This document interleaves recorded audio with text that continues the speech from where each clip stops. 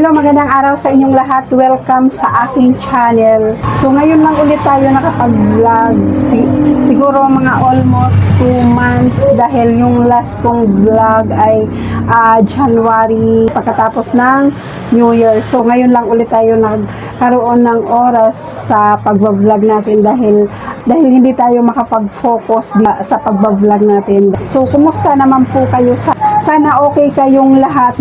Kunting update lang tayo sa ating sari-sari store at saka kunting update sa presyo ng paninda natin. So kumusta naman kayong lahat, lalong-lalo na doon sa mga kapwa ko sari-sari store dahil mayroon nga tayong napapanood na kapwa nating mga sari-sari store, mga ibang paninda ay nagtaas na. So ngayon i-update natin yung mga paninda natin dito sa ating sari-sari store na tumaas na yung presyo. So bago yan, iniimbitahan ko kayo mag-subscribe sa ating channel. Dun sa mga hindi pa nakapag-subscribe, subscribe nyo na yung channel natin. So dun sa mga kapwa ko sari-sari store, kumusta naman po kayo at kumusta na rin yung mga bintahan nyo sa inyong mga sari-sari store. Syempre, dito sa atin, minsan ups and down yung binta natin. Minsan matumal, minsan mabili naman. So ang importante, nakakabayad tayo sa ating mga bills. So kahit maliit o malaki man yan na blessings, syempre nagpapasalamat pa rin tayo. Lagi tayo nagpapasalamat dahil kahit ganon yung minsan yung mga nagiging binta natin dito sa ating sari-sari store. So nagpapasalamat pa rin tayo sa mga blessings na natatanggap natin. So kayo mga kapwa ko kasari, kumusta naman yung inyong mga sari-sari store? So ito na nga yung kunting update natin sa ating sari-sari store. Simula nung last kong vlog, January 1st week. So hanggang ngayon, dahil ngayon lang ulit tayo nakapag-vlog. So ito yung kunting update natin sa ating sari-sari store. So ito yung price update natin sa ating bigas ngayon. Tumaas na to ngayon. So ito yung Coco Mega, yung isang sako nito 1,330 yung isang sako. So dalawang sako yung natin, yung nabili natin. At saka ito naman yung yung kulay green premium rice. So ito yung pinakamababa niya. So ito yung pinakamababa natin na nabili natin. So dalawang sako siya, yung nasa ilalim kulay green din siya. So ito yung pinakamababa natin na nabili. So ang puhunan nito is 1,300. So ito naman yung Golden Dragon natin. Isang sako nito 1,400. Bali yung bintahan natin, yung pinakamababa nating bigas ngayon na binibinta 62 pesos. Pero ayan yung update natin. Ito yung ito naman yung yung mga i-display natin na mga chicheria.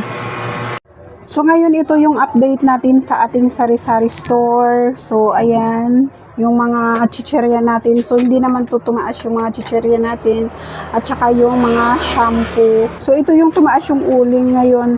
Na siya, dati 400 isang sako yung uling, ngayon 500 na. So 100 pesos yung itinaas ng isang sako.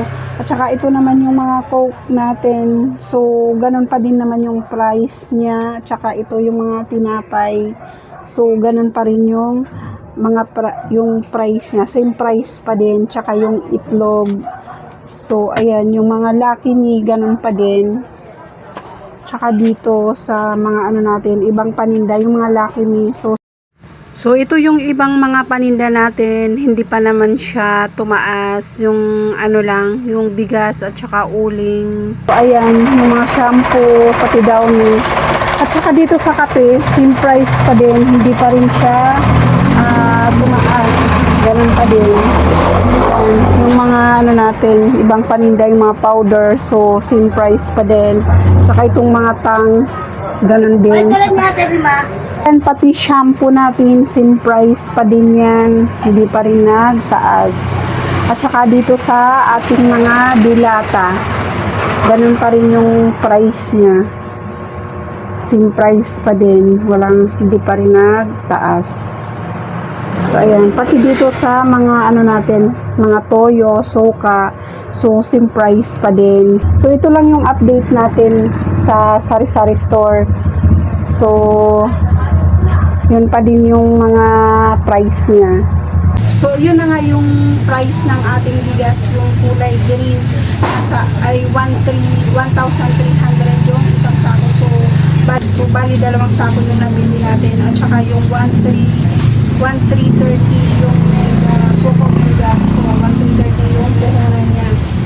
So dalawang sako din yung nabili natin. Ang price ngayon ng Golden Dragon 1,400. Yun yung pang 64 natin.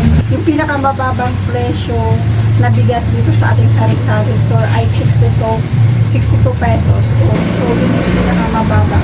So kahit sa mga wholesaler, yung mga malalaking nagtitinda ng bigas, yung pinakamababa nila ay 57 pesos. So medyo kontrol na yung pagbili natin dahil nga mataas yung puhunan ng bigas ngayon. So tsaka hindi lang bigas yung tumaas ngayon ng presyo ng gasolina at saka yung gasol. So lahat tayo ay apektado. So yun lang, magpapaalam na po ako sa inyo. Thank you everyone.